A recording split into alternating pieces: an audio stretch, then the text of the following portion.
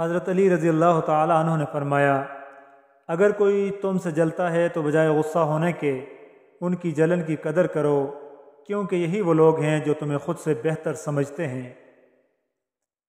جھوٹ بول کر جیت جانے سے بہتر ہے کہ سچ بول کر ہار جاؤ۔ توبہ روح کا غسل ہے، جتنی بار کی جائے روح میں نکھار پیدا ہوتا ہے۔ حضرت علی رضی اللہ تعالیٰ عنہ سے پوچھا گیا، یا علی کرم اللہ وجہہ، وہ کون سی عادتیں ہیں جو انسان کے دماغ کو کمزور کرتی ہیں؟ تو حضرت علی رضی اللہ تعالیٰ عنہ نے فرمایا، اے شخص، جو انسان ان 4 عادتوں کو اپناتا ہے اس کا دماغ کمزور ہوتا جاتا ہے۔ پہلی عادت، بار بار تیز آوازیں سنتا ہو یا بار بار زور زور سے بات کرتا ہو۔ دوسری عادت کہ وہ ہر تھوڑی دیر بعد کھانا کھاتا ہو۔ جو انسان زیادہ کھانا کھاتا ہے تو اس کا دماغ کمزور ہونے لگتا ہے۔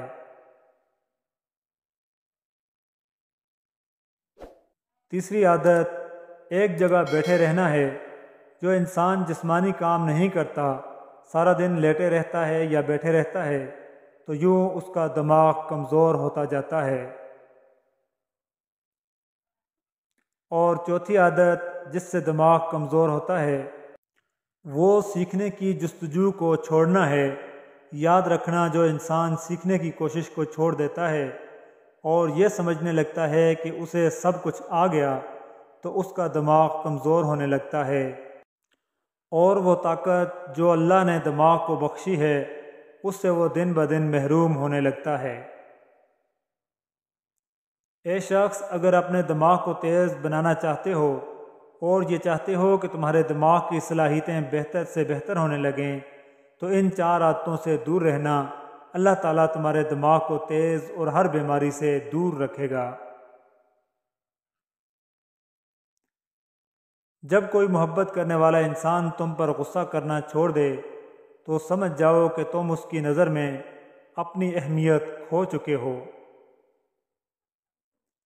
ایک دوسرے کو دعاؤں میں یاد رکھا کرو، ہو سکتا ہے کسی کا بہت بڑا کام تمہاری چھوٹی سی دعا کا محتاج ہو۔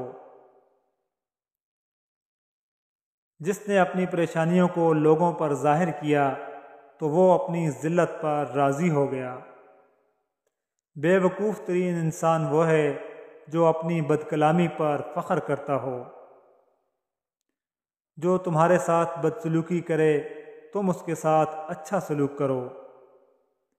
ہمیشہ اپنی چھوٹی چھوٹی غلطیوں سے بچنے کی کوشش کرو، کیونکہ انسان پہاڑوں سے نہیں پتھروں سے ٹھوکر کھاتا ہے۔